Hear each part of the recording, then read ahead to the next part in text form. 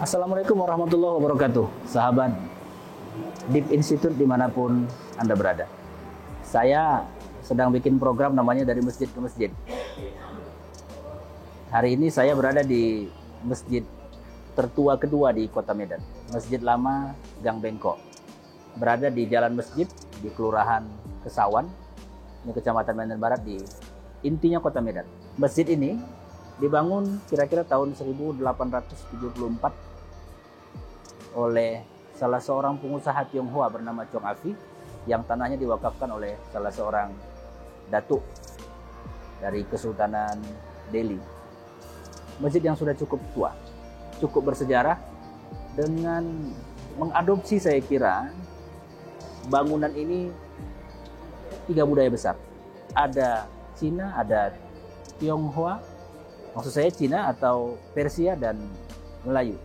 Kalau melihat dari sisi bagian atasnya, kubah masjidnya, maka sangat kentara bahwa ini begitu dekat dengan Cina. Kalau kita masuk ke bagian dalam, dulu di bagian dalam sebelum dipugar, itu arsitekturnya sangat kental dengan nuansa Persia, dan sisi bagian luar ada beberapa segmen yang saya kira itu sangat didominasi oleh Melayu. Masjid ini hari ini sudah menjadi cagar budaya, ditetapkan oleh pemerintah Kota Medan sebagai salah satu situs sejarah yang harus dilindungi dan dijaga kelestariannya untuk kemudian menjadi warisan budaya yang akan dinikmati kelak oleh anak cucu kita.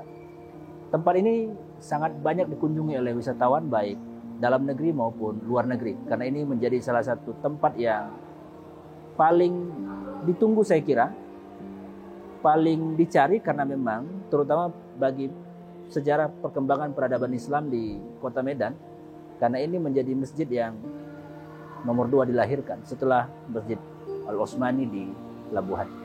Kita akan berbincang dan mendapatkan banyak cerita baru barangkali, atau cerita lama yang patut untuk kita tahu dari pengurus BKM kita yang juga imam di sini, Ustadz Dr. Muaz Tanjung. Ayo sama kita akan ketemu dengan beliau.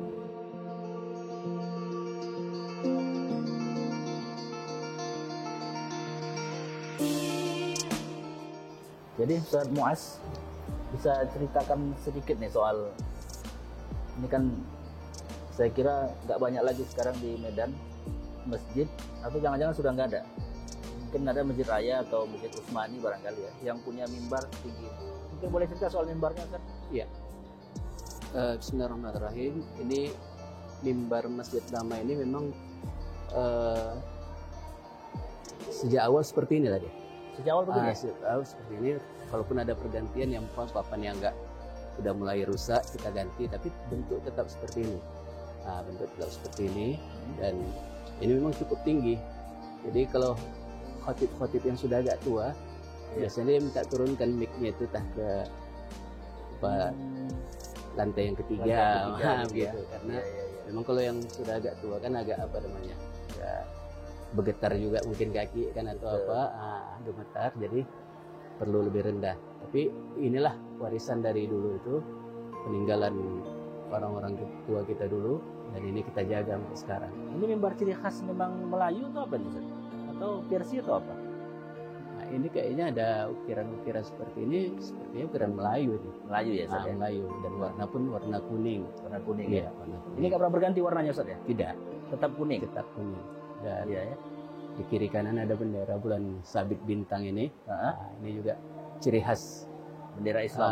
Bendera Islam ya. Iya. Berarti ini kira-kira dibuatnya sama dengan pembuatan masjid ini juga loh, Ustaz ya? Tahun 1800 apa itu ya? 1874 kalau menurut catatan Haji Abu Bakar Yaqub. Itu pun perkiraan karena tidak dapat tahun pastinya. Tahun pastinya. Hanya Haji Abu Bakar Yaqub itu memperkirakan tentang dilantiknya Sultan Ma'mun Ar-Rasyid, kemudian ditabalkannya nama Masjid Wef, gitu. Mimbar khotib yang saya kira tidak banyak lagi hari ini ada di masjid-masjid yang ada di Kota Medan. Kalau masjid tua, kalau masjid-masjid yang baru maksud saya, tentu tidak lagi banyak menggunakan mimbar seperti ini. Kalaupun ada tangga, barangkali hanya 3 atau 4 tangga saja. Peninggalan bersejarah yang sangat luar biasa saya kira dari Masjid Lama Gang Bengkok ini. Ya, kita lanjut ke ini nih. Ini tempat ada muazzin. Tempat muazzin dan biasanya tempat bilal lah ini. Iya. Ini juga mirip seperti yang ada di Masjid Raya Medan. Ya. Cuma barangkali Masjid Raya lebih besar, lebih mewah ya. Tapi masjid-masjid zaman dulu memang rata-rata punya begini. Begini ya. Mimbar. Ya ini karena suasana Ramadan itu banyak orang yang sedang beristirahat. Istirahat. Ini itikaf sekaligus istirahat. Ini juga saya kira sama kayak itu, Sar ya? Sama ya. Ini sudah peninggalan lama juga. Peninggalan lama ya. Jadi disinilah terutama hari Jumat muazzin di atas ya, qori ya, untuk melantunkan azan dan membaca suci Al-Qur'an. Termasuk dia juga sholat di sini, Sar ya? Iya. Dan biasanya didampingi satu orang, jadi berdua di atas. Berdua ya. Berdua. Dan kalau terlalu banyak juga mungkin nggak kuat juga papanya. Ini berarti kayunya masih kayu yang lama ini. Iya, ini kayu lamanya. Ada papan-papan yang lapuk kita ganti, tapi bentuknya tetap dipertahankan. Yang awal. Yang awal ya. Cuma ini belum ganti nih. Kalau ini teringat tetap masjid di Tanjung Pura juga kan warna juga. Iya. Mirip sekali. Raya Tanjung Pura ya. Udah ya. Nampak kali ciri khas Melayunya karena memang ini masjid oleh Chong Afi dulu dalam ceritanya itu bahwa Chong Afi ikut membantu cukup banyak untuk pembangunan masjid ini. Tapi tanahnya ini diwakafkan oleh Datuk Muhammad Ali, Datuk Haji Muhammad Ali dan kemudian tetap mempertahankan ciri khas sebagai masjid Melayu ya. Kemudian ini tiang ini juga. Oh, tiang ini ini yang asli. Di atas itu ada ukiran, itu tetap dipertahankan, termasuk dinding yang ada bulatan-bulatan ini. Bulatan hijau kuning itu. Iya. Itu merupakan peninggalan lama. Ada ceritanya itu, Sat? Kenapa kok masih kayak bola-bola begitu? Oh, tak ada seninya kali begitu ya. Iya, seninya. Kemudian kalau dulu itu selain di atas, ini di bagian depan ini juga ada hiasan relief. Cuma karena dipasang marmer ini, hilang dia ya, tertutup. Ya, jadi memang dindingnya ini sebagian sudah di marmer, artinya aslinya masih tetap ada di bagian dalam, tapi di bagian luarnya dilapis marmer supaya ya biasa karena bangunan sudah lebih dari 100 tahun saya kira, 130 tahun lebih barangkali. Iya. 1874 ya. 74. Jadi memang ada beberapa yang diganti tapi tidak menghilangkan keaslian. Ya, tapi kalau ngeliat ini mirip kayak di Masjid Nabawi saya kira. Iya. Memang menurut ceritanya masjid ini kan perpaduan 3 budaya besar ini. Ada Persia, ada Melayu dan ada Cina. Cina ini saya kira nanti kita bisa lihat langsung itu di atapnya, kubahnya. Kubahnya ini kan seperti kelenteng. Iya. Seperti kelenteng.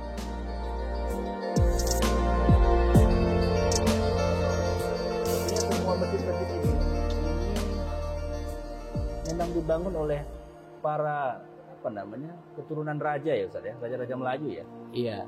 Kalau ini masjid ini khususnya ini kan tanah diwakafkan Datuk Haji Muhammad Ali. Kemudian pembangunan oleh Chong Afi. Kemudian setelah selesai itu diserahkan ke Sultan. Sultan membeli dengan harga, ada yang menyebut 1 ringgit. Kemudian barulah diserahkan ke umat Islam. Begitu dia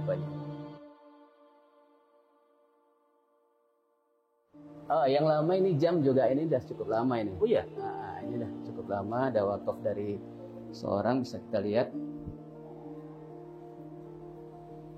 Tahun 1940 saja. Iya, ini 1940 sebelum merdeka juga. Oh iya. Ini jam. Kayaknya memang ini jam masih hidup ya? Masih. Ini berarti made in Jerman kayaknya biasanya begini. Ya, made in Jerman biasanya.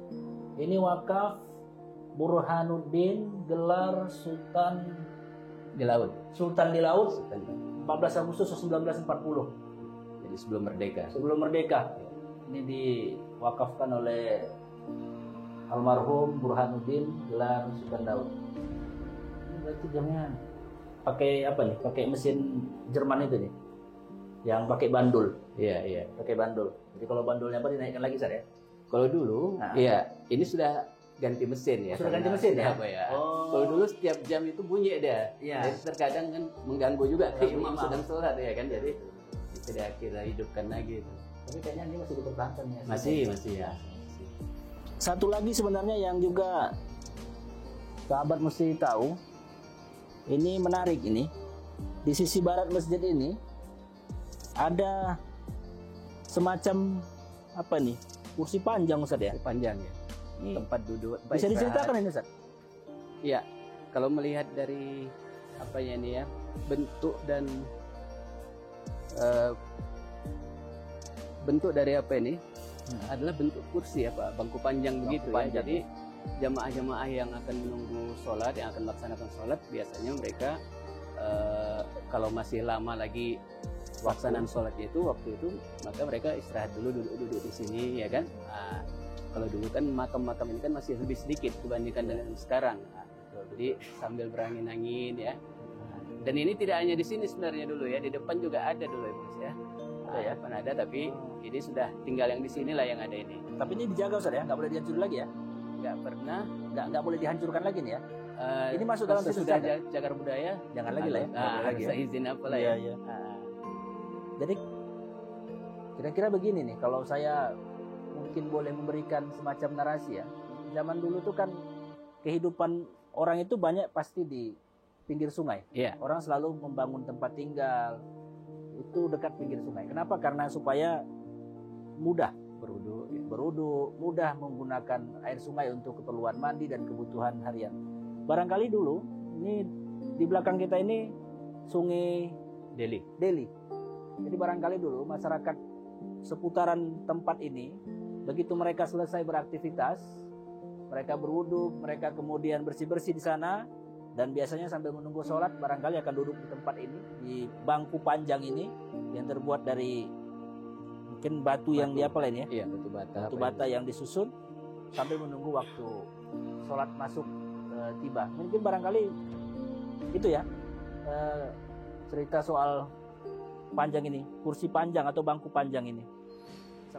Assalatu wassalamu alaihi.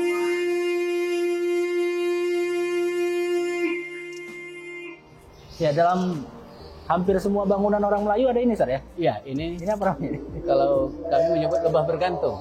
Lebah bergantung ya? Bergantung ya. Ini ada juga yang sudah rusak, dia dimakan usia, ya kita ganti, tapi tetap bentuknya seperti ini. Ini yang lama punya, Sar, asli? Iya, asli bentuknya. Tapi kan macam ini kan, iya. Sudah ada juga yang mulai rusak waktu itu kan, jadi diganti. Cuma bentuknya tetap dipertahankan. Ini kayak Istana Maimun juga punya begini, Sar ya? Ada juga ya. Ada ya? Saya ada. Ada ya? Ini sering dipakai ya di bangunan-bangunan Melayu kan. Di rumah-rumah ya. Penduduk pun banyak juga ya. Banyak pakai begini. Barangkali sekarang orang udah mulai nggak banyak menggunakan ini karena mungkin agak repot. Pertama mungkin bersihkannya kali. Iya, ya, makanya merawatnya lah ya. Merawatnya gitu. Kemudian yang lama juga ini pintu. Pintu, Sar ya? Pintu ini tetap nih. Ini ruangan apa, Sar? Ini kan menara. Oh, ini menara ya? Menara dulu tempat muazin di sini. Tapi gitu? karena terlalu kecil, tempat muazin kita pindahkan ke ruang sana. Ini model pintu zaman dulu. Ini. Model pintu zaman dahulu begini. Dan ini saya kira kayu juga masih kayu yang asli. Masih yang asli nih. Kalau kita lihat ini tebalnya ini kan. Luar biasa tebalnya ini, Sar. Baiklah, inilah cerita soal Masjid Lama Gang Bengkok. Ya, Sar ya? Namanya Masjid Lama Gang Bengkok. Kesawan Medan. Nggak ada nama lain. Biasanya ada Masjid Al-Hijrah, Masjid Ar-Ridho. Kalau ini namanya memang Masjid Lama Gang Bengkok. Salah satu masjid tertua yang ada di Kota Medan. Nomor 2 tertua di Kota Medan. Yang berada di kawasan Kelurahan Kesawan, Kecamatan Medan Barat. Medan Barat, Ustaz ya? Medan Barat, Kota Medan. Kita sama-sama jaga dan rawat ini. Mudah-mudahan senantiasa warisan sejarah ini yang sudah menjadi cagar budaya ditetapkan oleh pemerintah Kota Medan menjadi destinasi utama juga bagi kunjungan wisatawan baik lokal maupun mancanegara untuk melihat perkembangan peradaban dan perkembangan Islam maupun masyarakat Kota Medan dari mulai dulu sampai dengan hari ini. Dari kawasan komplek Masjid Lama Gang Bengkok, saya bersama guru saya Ustadz Dr. Muaz Tanjung menyampaikan untuk sahabat-sahabat saya dimanapun berada. Terima kasih. Assalamualaikum warahmatullahi wabarakatuh. Waalaikumsalam warahmatullahi wabarakatuh.